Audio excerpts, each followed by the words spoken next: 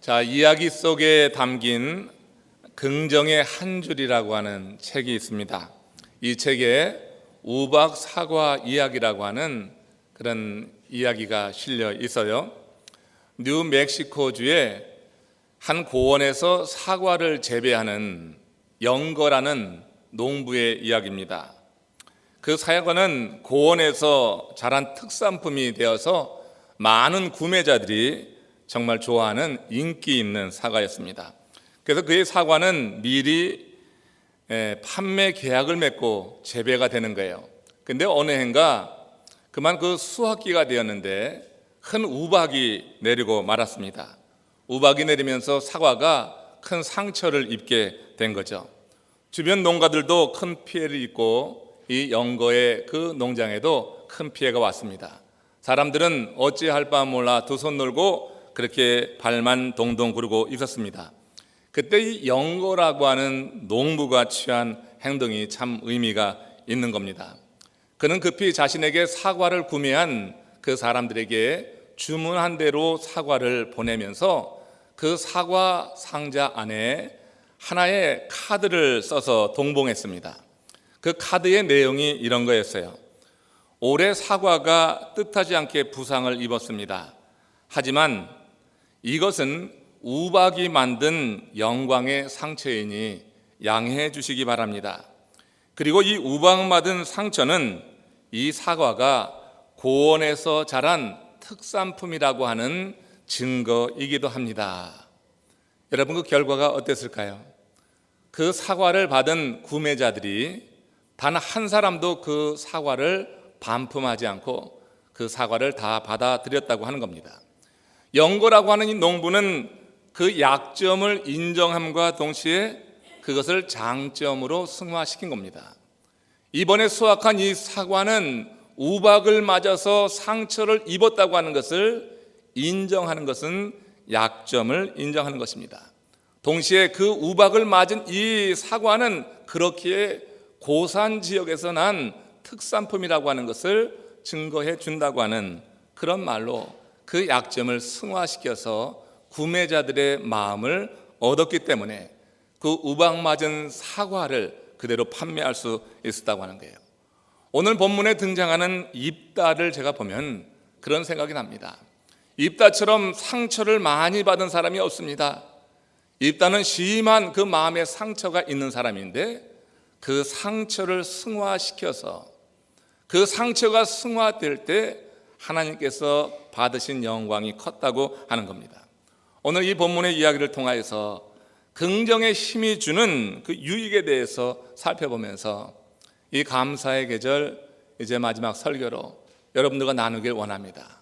올 한 해 살면서 여러분도 이래저래 여러 많은 어려움도 또 상처도 겪으셨을 것입니다. 그러나 오늘 말씀 중에서 우리가 그 말씀이 주는 교훈을 들음으로 인해서 여러분들의 마음에 있는 혹여 남아있을 그 상처도 이렇게 영광으로 변화될 수 있기를, 향기로 변화될 수 있기를 주의 이름으로 축원합니다. 이스라엘의 사사하면 누굽니까? 왕정 이전에 이스라엘의 최고 지도자를 사사로 불렀습니다. 이 사사 가운데 입다가 있었던 것입니다. 그는 그야말로 입지전적인 인물이다 이렇게 말할 수 있어요. 그의 삶은 한편의 드라마를 보는 것처럼 아주 다이나믹한 그런 삶이었습니다. 그는 기생의 아들로 출생했어요. 부잣집 기생의 아들로 출생을 했습니다. 그 출생의 그 사실이 그 출생 과정 속에 어떤 일이 있었을지 우리가 충분히 상상해 볼 수 있는 거예요.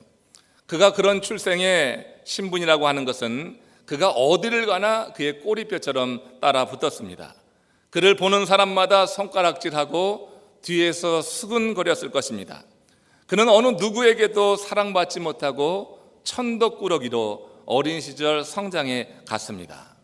문제는 사람들은 그렇다 할지라도, 동네 사람들은 그렇다 할지라도 그가 집에서라도 환영을 받았으면 그 상처를 줄일 수 있었는데 이 입다는 집안에서조차 환영받지 못하는 불청객이 되고 말았습니다. 그가 원했던 것은 단지 가족의 일원으로 인정받는 거였습니다. 가족의 일원으로만 인정해줘도 그는 밖에서 상처를 치유하면서 성장했을 거예요. 근데 여러분, 그는 그 가족의 일원으로조차 인정받지 못했습니다. 그의 이복 형제들은 성년이 되면서 입다를 노골적으로 핍박했고 그를 인정하지 않았습니다. 사사기 11장 2절 말씀 같이 읽어봅니다. 길르앗의 본처도 여러 아들을 낳았는데 그들이 자라서 입다를 쫓아내며 그에게 말하였다. 너는 우리의 어머니가 아닌 다른 여인의 아들이므로 우리 아버지의 유산을 이어받을 수 없다. 입다는 그 이복 형제들과 함께 성장하면서 아버지의 유산 문제가 불거져 나왔을 때 그 이복 형제들에게 아주 철저히 버림을 받게 말했습니다. 핍박을 당하면서 더 이상 견딜 수 없어서 결국 입다는 고향을 떠나서 낯선 땅 도비라고 하는 곳에 피신해 볼 수밖에 없었습니다. 그의 부모조차 그를 보호하지 못한 거니 그는 완전히 버려지고 만 거예요. 이복 형제만이 아니었어요. 그의 아버지도 그를 보호해 주지 못했어요. 그는 철저히 혼자가 되어서 완전히 버림받은 상태, 그 상태에서 도부로 피신해 갈 수밖에 없었던 것입니다. 입다는 이렇게 서자로 태어났다고 하는 그 이유 때문에 주위 사람들로부터 또 사랑받아야 될 그 가족들로부터도 수많은 상처를 받고 성장했던 것입니다. 그런데 여러분, 그 입다가 그 돕 땅으로 쫓겨가서 어떻게 살았습니까?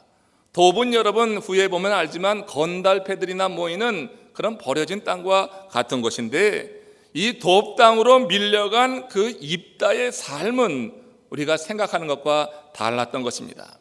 그는 그 돕 땅에서 그 상처가 골마 터져서 악취가 나도록 그렇게 방치해 두지 않았습니다. 그 상처를 키우고 있지 않았다고 하는 거예요. 오히려 입다는 그 돕에서 그 상처를 치유하면서 치유된 그 상처로 인해서 그의 삶에 향기가 풍겨나게 했다고 하는 거예요. 향기가 풍겨나게 되면서 후에 이제 읽게 되겠지만 입다는 이스라엘의 최고 지도자로 등극하는 사사가 되는 그런 인생 역전을 이루게 되었던 것입니다. 그러면 입다는 어떻게 그 깊은 수렁에서 벗어나서 이스라엘의 사사가 되고 그 위대한 일을 이룰 수 있었을까? 오늘 말씀 속에서 한번 살펴보길 원하는데, 저는 먼저 무엇보다 그가 사람에게는 버림받았지만 하나님은 자신을 버리지 않는다고 하는 그 확고한 믿음을 갖고 있었기 때문에 그의 인생 역전을 이루었다 그래 생각합니다. 그는 다윗처럼 이런 고백을 했을 거예요. 시편 27편 10절에 다윗의 고백입니다. 같이 읽어봅니다. 내 부모는 나를 버렸으나 여호와는 나를 영접하시리라. 여러분, 우리 부모들이 자식을 버리는 게 쉽습니까? 자식이 어려움 당하면 내가 죽는 게 낫지, 내가 어려움 당하면 낫지, 이게 여러분 부모의 마음이지만 요즘 여러분 이 세대는 그런 것 같지도 않아요. 자식을 버리는 부모들도 많이 있더라고요. 자기 살자고 자식을 포기하고 자식의 어려움, 자식의 아픔, 그 상처에 대해서 관심하지 않고 그렇게 있는 부모들도 있는 것을 봅니다. 다윗은 내 부모는 나를 버렸으나 여호와는 나를 영접하시리라. 언제 다윗이 그 부모로부터 버림을 받았어요? 근데 여러분, 어린 시절에 한 기억이 다윗으로 하여금 이런 고백을 하게 한 것 아니냐. 다윗의 집에 사무엘 선지자가 방문한 적이 있습니다.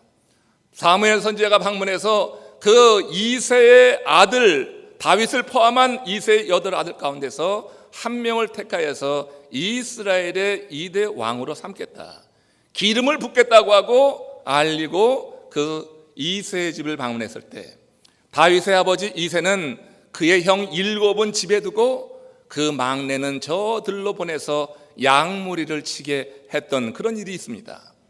여러분, 막내 그 아들 이 다윗의 마음에 아마 그때 일이 마음의 상처로 남은 것이 아닐까, 이런 생각을 합니다.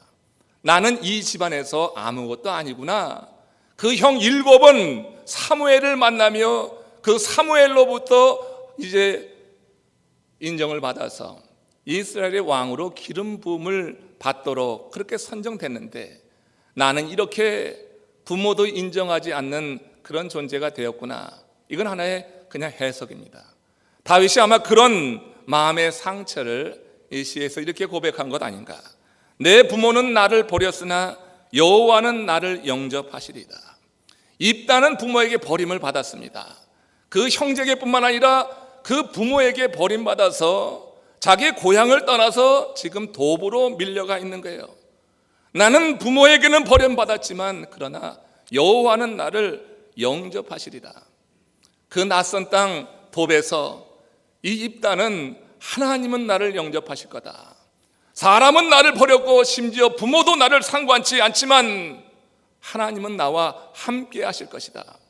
하나님은 나를 영접하실 것이다. 사람의 버림을 받고 그것도 가족에게 버림받은 그 삶 속에 그 상처가 얼마나 깊겠어요. 거절당하는 일에 아픔이 있는 사람은 거절당함이 겁이 납니다. 버림받아 본 슬픔이 있는 사람에게는 혼자됨이 두려운 것입니다. 그래서 사람에게 마음을 열지 않습니다. 거절당할까 봐, 혼자 될까 봐, 그래서 마음 열지 않고 혼자 자기만의 감옥에 갇혀 사는 사람이 있어요.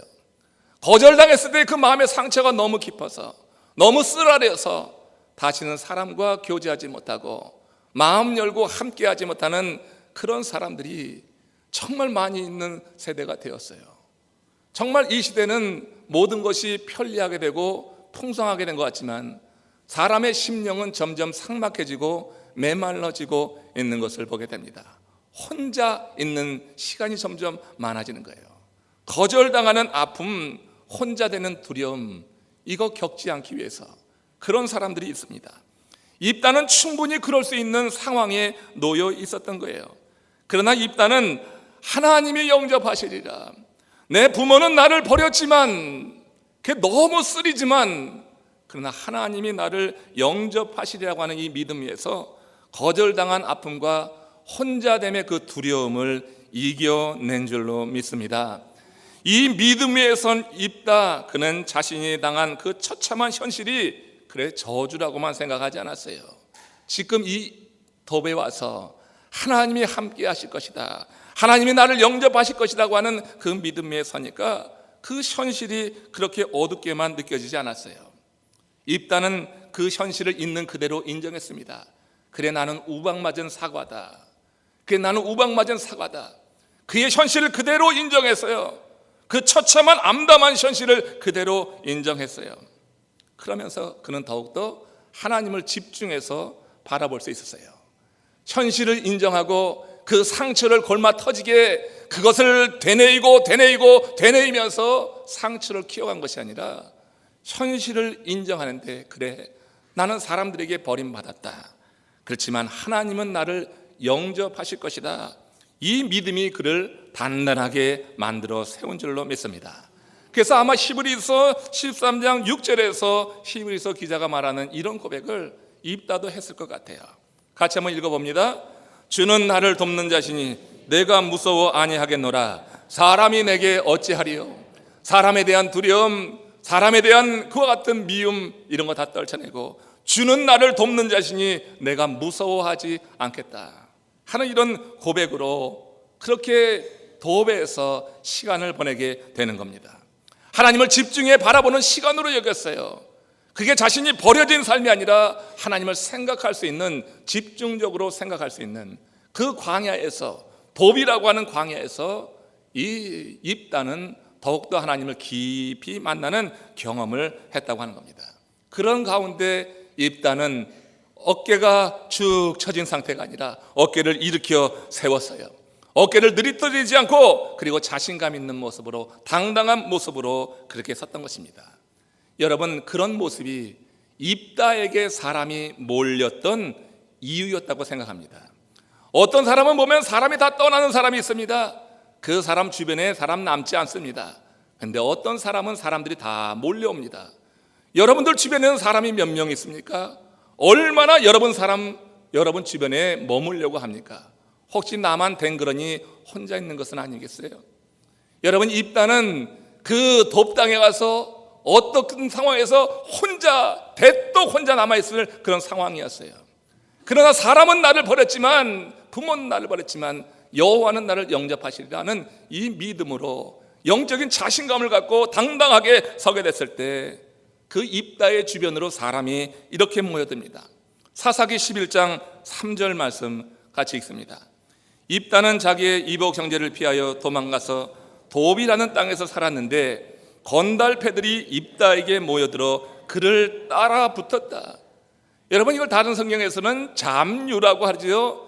잡류나 건달패나 우리말의 어감이 그렇게 좋은 건 아니에요.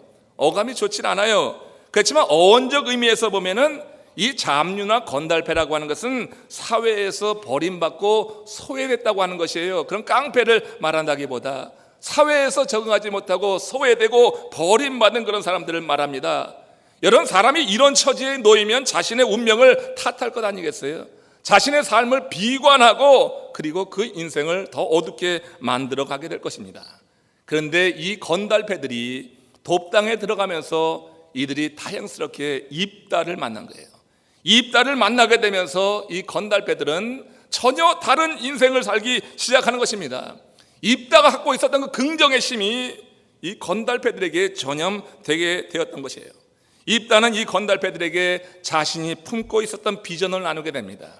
부모는 나를 버렸지만 하나님은 나를 영접하시리라 하면서 딥땅에서 그는 그 시간을 그렇게 창조적으로 보내며 하나님께 관심을 집중하고 하나님을 바라보게 됐을 때 하나님이 입다의 마음에 심어주신 비전이 있었다고 하는 거예요. 사람은 비전이 있으면 그 어려운 시간을 넉넉히 지내게 되는 줄로 믿습니다. 아무 생각이 없으니까 시간을 죽이고 그 시간 속에서 창조하지 못하고 그렇게 살지. 이 입다는 그 패배의 장소가 될 수 있는 그 돕당에 가서 하나님을 집중적으로 바라볼 때 하나님이 그 마음에 심어주신 사명이 있었는데 마침 그때 이 건달패들이 돕당에 들어가면서 입다를 바라봤는데 입다는 다른 거예요. 입다라고 했던 느껴지는 게 풍기는 게 다른 거예요. 사람이 따라붙을 때는 그만한 이유가 있다고 하는 거예요. 사람이 떠날 때는 또한 그만한 이유가 있다고 하는 거예요. 여러분, 사람이 없다고 원망하지 마세요. 왜 사람들이 나를 좋아하지 않냐고 불평하지 마세요. 떠날 때는 이유가 있는 거예요. 모일 때는 또 그만한 이유가 있는 겁니다. 돕당에서 이 입다가 자신의 그 상처나 부여잡고 그 상처를 골마 터지게 하고 악취나 풍기고 있었다고 하면은 이 건달패들이라고 해서 입다에게 몰려들겠어요? 그런 거 아닙니다. 입다가 하나님께 집중하면서 그 상처를 치유하고 그 삶에서 향기를 풍기게 됐을 때 이 건달패들은 입다를 달리 봤어요. 그리고 그에게 붙었습니다. 그리고 그를 따라다녔다고 이래 말하는 거예요. 따라다니면서 입다가 품고 있었던 비전을 그들은 공유하게 됩니다.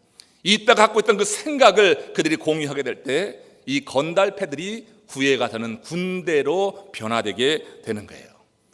입다는 그 돕당에서 형제들이 쫓아냈고 부모가 상관치 않아서 돕당에 밀려가 있었지만 그 시간을 그야말로 금쪽같이 사용하면서 하나님과 함께하는 그 삶 속에서 그 삶을 이렇게 변화시킬 수가 있었다고 하는 것입니다. 여러분, 숯과 다이아몬드 그 원소가 동일하다고 하는 것 아시죠? 숯과 다이아몬드 그 케미컬 엘리멘트가 동일합니다. 그것은 탄소입니다.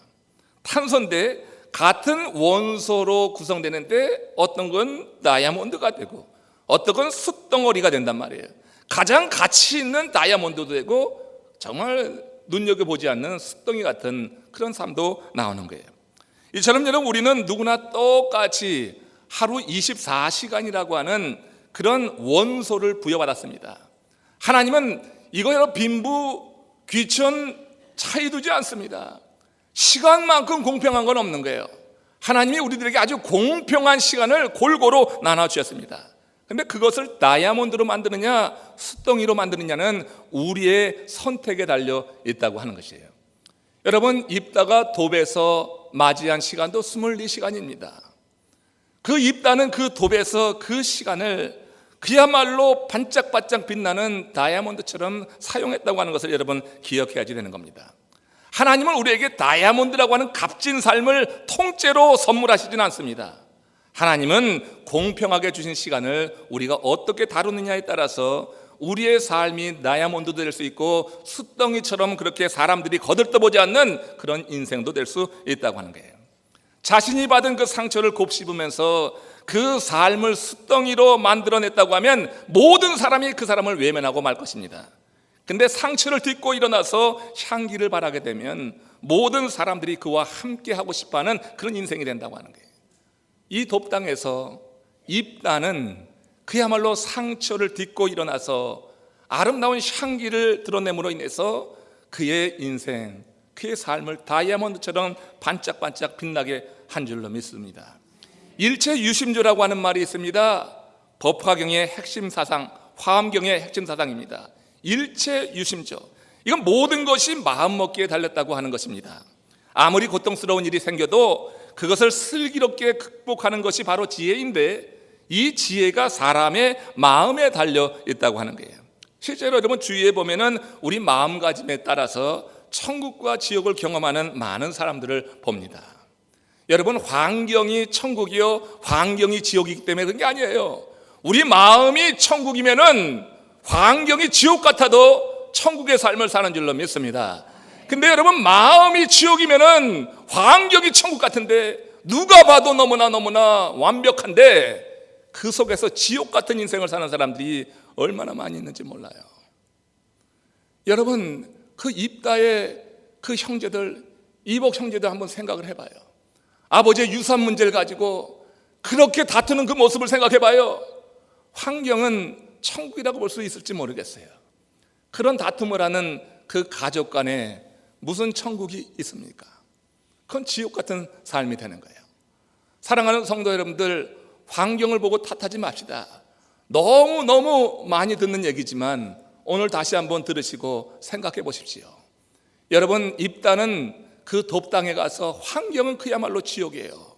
환경이 지옥인데 이 지옥 같은 환경 속에서 그런 사람은 나를 버렸지만 하나님은 나를 영접하시리라는 이 믿음을 갖고 서게 될 때 그 지옥 같은 환경 속에서 천국을 누리고 있었는 줄로 믿습니다. 그런 삶을 살고 있으니까 사람이 따라붙는 거예요. 내가 지금 지옥 같은 삶을 살고 있는데 어떻게 사람이 따라붙느냐 말이에요. 외롭습니까? 여러분, 천국 같은 삶을 동경하시기를 축원합니다.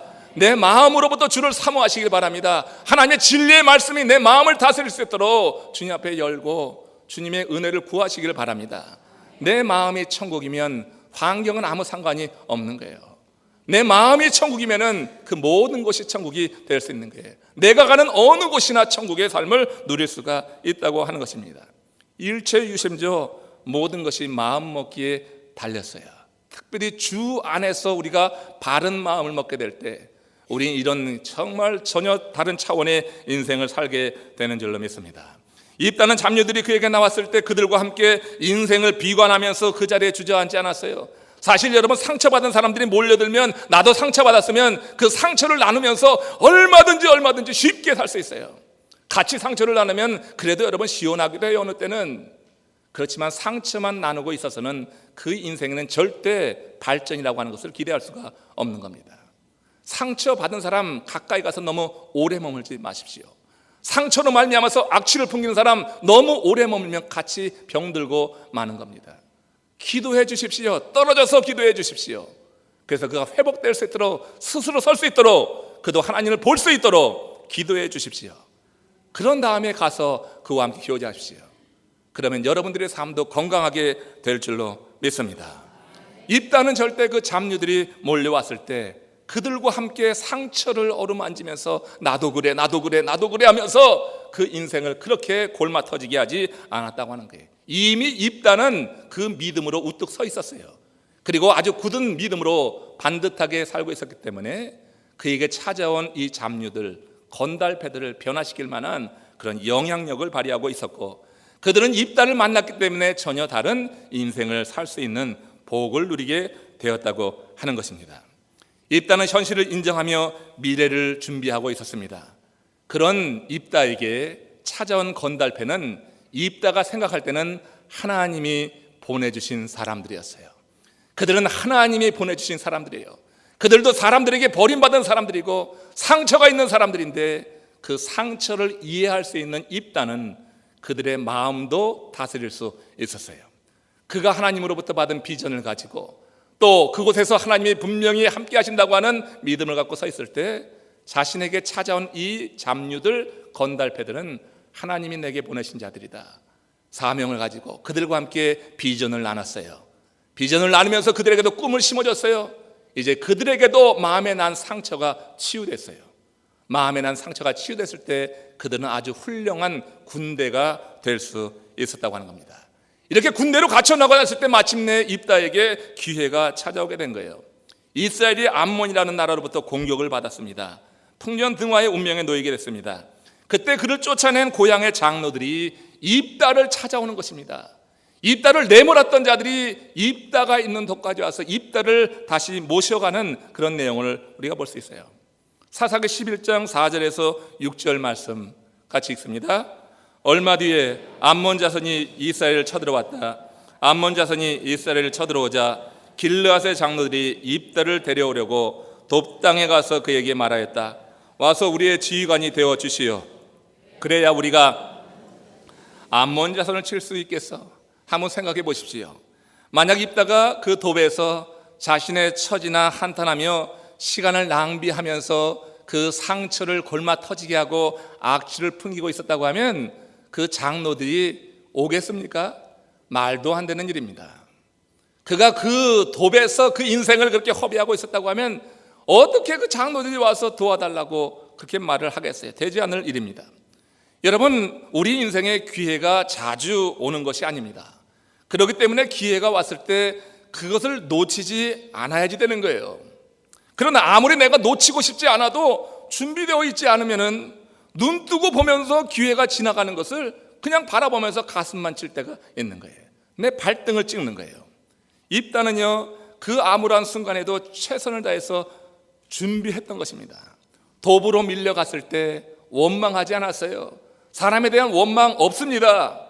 하나님을 만나고 나니까 원망이 사라졌습니다. 그런 상황 속에서도 감사가 나왔기 때문에 하나님이 그에게 비전을 심어주는 줄로 믿습니다. 하나님의 비전은 아무에게나 주는 것이 아니란 말이에요. 원망 있는 사람에게, 그 불만 있는 사람에게, 그 마음에 쓴뿌리가 있는 사람에게 하나님이 비전을 주는 게 절대 아닙니다. 그 비전 잘못 주면은 그거 여러분, 그거 되지 않습니다. 그 입다는 돕에 밀려가서 그냥 마지못해 살아가는 인생이 아니라 거기서 경험한 하나님, 그가 하나님을 집중해 바라볼 때 하나님께서 그 마음에 주신 생각이 들면서 사람에 대한 원망은 저는 사라졌으리라고 믿습니다. 사람에 대한 두려움도 주께서 물리쳐 주셨으리라고 믿습니다. 다만 주님께서 함께 하신다고 하는 믿음이 들면서 감사했을 거예요. 여러분, 상처 있는 분들, 아픔 있는 분들, 여러분 한번 이 돕에 있었던 입다의 삶을 한번 그려보시길 바랍니다. 여러분들이 그 입다의 삶에 한번 여러분 자신을 놓아보세요. 그리고 나라면 어떻겠을까? 여러분들의 선택에 따라서 여러분들을 하나님께서 기억하시고 택해 쓰시기도 하고, 여러분은 그곳에서 완전히 그저 그런 인생으로 살다가 사라지게 될 수도 있는 겁니다. 입다는 그 돕당에 가서 정말로 주님의 은혜를 생각하면서 사람에 대한 원망을 다 뒤로 하고 하나님이 심어주신 사명을 갖고 준비하고 있었기 때문에, 그래서 건달패들이 왔을 때 그들을 변화시켜서 군대로 만들어 놓고 있었기 때문에 기회가 왔을 때 탁 잡을 수가 있었다고 하는 거예요. 그는 인간관계를 회복할 기회를 붙잡았습니다. 떨어진 명예를 회복할 그 기회를 붙잡았습니다. 조국을 위해서 헌신할 기회를 붙잡았습니다. 하나님께 영광을 올릴 수 있는, 돌릴 수 있는 그 기회를 붙잡았어요. 자신에게 온 기회가 지나가지 않도록 준비되어 있었기 때문에, 준비되어 있었던 그에게 찾아왔던 그 장로들의 요청을 받아서 그는 그 기회를 붙잡아서 그 삶의 인생 역전을 이루게 되었다고 하는 거예요. 저는 입다의 이야기를 읽을 때 자주 스티브 잡스 생각이 나더라고요. 여러분, 스티브 잡스 어떤 사람이에요? 여러분, 애플을 일군 그야말로 창조적인 기업인입니다. 근데 여러분, 스티브 잡스가 자신이 이렇게 세운 애플에서 쫓겨난 적이 있다는 거 아시죠? 쫓겨났습니다. 그 임원들은 스티브 잡스를 담을 만한 그릇이 되질 않았어요. 그는 쫓겨났습니다. 근데 쫓겨난 그곳에서 스티브 잡스가 이를 갈고 있었습니까? 복수의 칼을 갈고 있었습니까? 그는 크리스천은 아니지만 그에게 배울 교훈이 있다고 생각합니다. 그는 창조적인 생각을 하고 있었습니다. 복수의 칼이나 갈고 있으면 창조적인 생각 나오지 않는 겁니다. 그런 그에게 기회가 찾아올 리도 없는 것입니다. 그는 준비했기 때문에 애플이 그를 다시 찾아왔고, 그는 이전보다 더욱더 자유롭게 자신의 사상, 자신의 생각을, 신념을 구현하면서 애플을 세계 최고의 기업으로 일구어 세운 줄로 믿습니다. 그가 여러분 애플로 복귀하면서 한 이야기가 있습니다. Think differently. 다르게 생각하라고 하는 것입니다. 이 구호를 가지고 스티브 잡스는 그 애플을 새롭게 만들어냈어요. 경쟁 기업에 눌려서 그저 사라질 수 있었던 그 애플을 최고의 기업으로 기사회생시켰다고 하는 것입니다. 그는 그 이전에 누구도 생각하지 못한 그야말로 인문학적인 그 상상력하고 첨단 정보기술 IT를 융합하는 생각을 해냈어요. 아무도 생각하지 못한 그 생각을 그는 해냈고, 그 결과물이 아이팟하고 우리가 사용하는 아이패드라고 하는 겁니다. 이거 처음에 나왔을 때 어떻게 사람이 이런 생각을 했느냐 하는 그런 감탄을 많은 사람들이 했습니다. 그렇게 다시 생각함으로 인해서 애플을 대표적인 창조 기업으로 일궈냈다고 하는 거예요. 그도 쫓겨났을 때 생각해 보세요. 자신이 세운 회사로부터 믿었던 사람들이 배신해서 쫓겨났을 때 얼마나 큰 상처가 있었겠어요. 사람이 배신할 때 상처가 큰 거거든요. 내가 배신받을 때 상처는 참 잊혀지지 않거든요. 아물지가 않아요. 내가 믿었던 사람, 그것도 믿었던 사람이 배신하면 그 상처는 평생 가기도 해요. 그런데 이 스티브 잡스가 그렇게 배신을 당하고 광야로 나갔을 때 저는 그가 시간을 아주 창조적으로 사용했다고 생각합니다. 그는 그에게 주어진 시간을 숫덩이로 만들지 않았어요. 그에게 주어진 시간을 다이아몬드처럼 빛나게 만들었어요. 그는 그의 상처를 치유했고 향기가 나게 했어요. 그의 능력을 발휘했어요. 나중에는 그 애플의 임원들이 친히 와서 스티브 잡스를 다시 모셔가는 거 아니에요? 그래서 어떻게 했어요? 다시 들어갔을 때는 자기의 신념을 마음껏 구현할 수 있었다고 하는 거예요. 여러분, 우리가 내 삶이 어떤 환경에 놓여지느냐, 이것보다 더 중요한 것은 그 환경 속에서 나는 과연 어떤 길을 가고 있느냐, 이게 더 중요한 줄로 믿습니다. 성 어거스틴은 그런 말을 했습니다.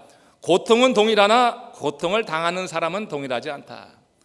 같은 고통을 겪는데도 사람마다 그 고통을 보는 눈이 달라요. 그걸 지나는 과정도 달라요. 또 그는 그런 말을 했습니다. 똑같은 바람이 불지만 오물은 더러운 냄새를 풍기고 꽃들은 향기로운 냄새를 풍긴다. 바람이 똑같아요. 불어오는 바람은 똑같아요. 근데 오물 위에 불면은 악취가 나. 꽃 위에 불면은 향기가 나요. 여러분, 인생에 여러 가지 바람이 우리에게 찾아들 수 있습니다. 내가 여러분 상처나 부여잡고 상처를 골마 터지게 하고 있으면 내게 기회의 바람이 올 때 내게 나는 것은 악취예요. 그러니까 누구도 나에게 찾아오지 않아요. 그러나 내게 기회의 바람이 불어올 때 내가 아름다운 꽃을 피우고 있으면, 믿음의 꽃을 피우고 비전의 꽃을 피우고 있으면 내게서 향기가 흘러가기 때문에 많은 사람들이 찾아오는 줄로 믿습니다. 입다는 돕에서 그 꽃을 피우고 있었어요. 믿음의 꽃을 피우고 있었어요. 비전의 꽃을 피우고 있었어요.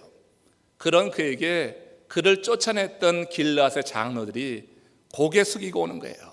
눈을 부아리면서 쫓아냈던 그 원로들이 고개를 조아리고 와서 우리의 통치자가 되어달라고, 우리의 장관이 되어달라고 사정하는 것을 보게 되는 것입니다. 사랑하는 성도 여러분들, 우리가 어디에 있든지 그것보다 더 중요한 것이 있습니다.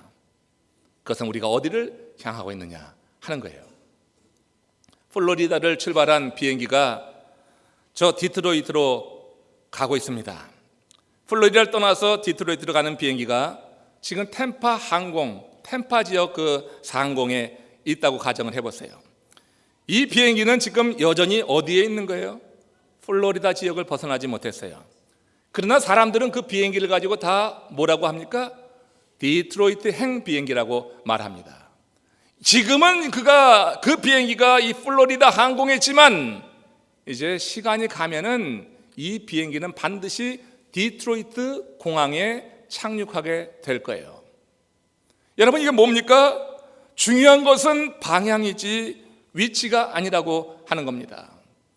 여러분, 위치는 지금 플로리다에 있지만 그 비행기가 디트로이트를 향하고 있기 때문에, 방향이 그쪽으로 정해졌기 때문에 시간이 가면은 디트로이트 공항에 착륙하는 거예요.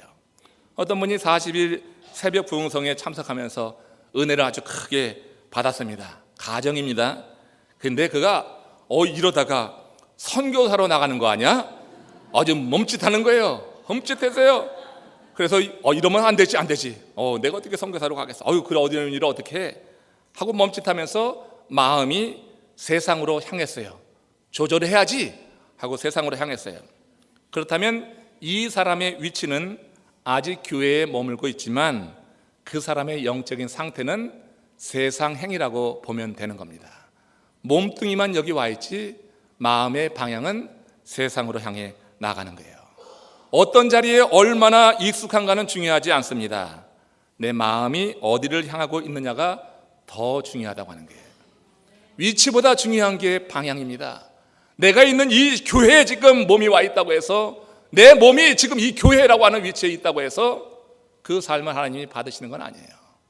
여러분들의 마음이 주를 향할 때, 입다처럼 어디에 있든지 주를 향할 때 그 삶이 예배자의 삶이 되는 줄로 믿습니다. 삶의 방향을 바로 세워서, 그래서 우리 주님 앞에 서게 된다고 하면 우리는 여러분 어떤 인생을 맞이한다 할지라도 그 가운데 무너져 내리지 않고, 입다처럼 비록 돕당에 거한다 할지라도 하나님께서 함께 하시는 그 삶을 경험하면서 정말 의미 있는 성공적인 삶을 살게 되는 줄로 믿습니다. 세상 친구는 그림자 같다고 했습니다. 내가 빚을 받아서 영광을 누릴 때는 언제나 따라붙어요. 세상 친구들 보세요. 내가 빚을 받으면 그림자는 항상 내 뒤에 쫓아오죠. 내 앞에서 빚을 받으면 그래요. 항상 그림자는 쫓아와요. 그래, 세상 친구는 그림자 같다, 이렇게 말하는 거예요. 그러나 내가 어둠에 빠졌어요. 어려움에 빠져서 음지에 들어가면 그 세상 친구를 찾아보려고 뒤를 돌아보면 없어요. 어둠에 들어가면 그림자는 한순간에 사라지는 겁니다. 내가 어려움 가운데 정말 음지에 놓일 때, 그때 남아있는 친구가 진짜 친구인데, 세상 친구는 다 그렇다고 보면 돼요. 사람 너무 의지하지 마십시오. 사람 너무 믿지 마십시오. 이 목사도 믿지 마십시오. 여러분, 그렇게 지금 없으면 못 살 것 같은 여러분 그 누가도 믿지 마십시오. 의지하지 마십시오. 여러분, 함께 하나님이 붙어주신 그 상대는 사랑하고 섬기라고 주신 상대로 보면 됩니다. 그러면 마음 덜 상합니다. 그런데 크게 믿었다가 믿은 도끼에 발등 찍힌다고 내 음지에 들어갔는데 찾아보려고 뒤를 돌았는데 없어요. 내가 빚을 받을 때는 항상 쫓아와요. 가라고 해도, 뭐라고 해도, 내가 싫은 소리를 해도 빚을 받고 있을 때는 항상 그림자처럼 사람이 따라오기도 해요. 그런데 어려움 가운데 음지로 들어가면은 그 사람들이 어느 한순간에 다 사라지고 말더라고요. 근데 여러분, 우리 하나님은 불변하다고 하는 거예요. 우리 하나님은 변하지 않아요. 우리와 늘 함께 하시는 줄로 믿습니다. 입다는 자신의 인생 경험을 통해서 이 사실을 경험한 거예요. 도배 갔는데 그게 음지 아니에요. 그 음지에 갔는데 아무도 없는 거예요. 그를 위하는 사람이 없는 거예요. 그러나 그곳에서 입다는, 사람은 나를 다 떠나고 버렸지만 여호와 하나님은 나를 영접하시리라, 하나님이 함께 있는 것을 경험한 거예요. 그렇기 때문에 돕은 입다에게는 축복의 장소가 될 수 있는 거예요. 내가 어디에 있느냐, 그보다 더 중요한 것은 내가 누구 안에 있느냐, 이거 여러분 중요한 줄로 믿습니다. 가족으로부터, 마을 사람들로부터 쫓겨나서 한데 찬잇을 맞으면서 눈물 지내고 있을 때 무너져 내리지 않고 입다가 일어설 수 있었던 것은 바로 그곳에 함께 하신 하나님을, 그가 만났기 때문이다. 그래서 입다는 미스바에서 그 길라 장로들과 함께 가다 미스바 그 곳에서 하나님께 감사의 제를 올리면서 그간에 있었던 모든 일을 고백하였다. 오늘 성경에 그렇게 보고하고 있잖아요. 하나님이 앞으로도 이루어 주셔야 될 일입니다. 그간에 있었던 일을 보고하면서 하나님 앞으로도 나의 삶 속에 함께하여 주시옵소서 하는 믿음을 가지고 미스바에서 감사제를 올렸다고 하는 것입니다. 끝으로 시편 91편 14절 보십시오. 함께 읽습니다. 하나님이 가라사대 저가 나를 사랑한즉 내가 저를 건지리라. 저가 내 이름을 안즉 내가 저를 높이리라. 입다가 하나님을 사랑하니 하나님께서 그 깊은 수렁에서 입다를 건져 올리셨어요. 돕이라고 하는 그 깊은 수렁에서 입다를 끌어올리셨어요. 입다가 하나님의 이름을 아니, 이건 뭐냐면 하나님의 존재에 대해서 분명하게 인식하고 믿는 것이에요. 하나님이 어떤 분이냐 하는 것을 아는 거예요. 그 하나님의 이름을 아니 하나님께서 입다를 높이 들어주셔서 그저 습덩이처럼 지나갈 수 있는 인생이 다이아몬드처럼 빛나는 인생으로 변화시켜 주신 줄로 믿습니다. 아무도 기억하지 않을 수 있는 그 인생이 이제 모든 사람들이 기억하고 모든 사람들이 우러러보는 통치자, 장관의 자리에 올라가는 이런 인생 역전을 경험한 것이다. 상처를 향기로 변해내시는 믿음의 사람들 되시기를 축원합니다. 우리가 받은 상처를 인정하십시오. 그러나 이 상처보다 더 크신 능력 많으신 주님 안에 거함으로 그 상처가 변해서 향기가 될 때 여러분 주변에 많은 사람들이 모여들고 여러분에게 심어주신 그 비전은 그들과 함께 뜻을 하여서 이루어내는 그 순간을 하나님이 허락해 주실 줄로 믿습니다. 한번 같이 고개 숙여서 기도하십니다. 여러분에게도 상처가 있으실 거예요. 어떤 분에게는 이 플로리다가 돕이 될 수도 있습니다. 상처를 받고 이 플로리다 지역에 그저 스며들듯이 와 계신 분도 없지 않아 있을 거예요. 내가 어디에 있느냐 그거 중요하지 않습니다. 입다의 이야기는 우리에게 그런 교훈을 줍니다. 내가 있는 곳에서 지금 어디를 향하고 있는가, 위치보다 중요한 것이 방향입니다. 주님의 은혜가 여러분들 가운데 정말 폭포수처럼 임하시기를 원합니다. 입다가 만났던 그 하나님을 여러분들도 만날 수 있기를 원합니다. 그 하나님의 은혜 아래 거합시다.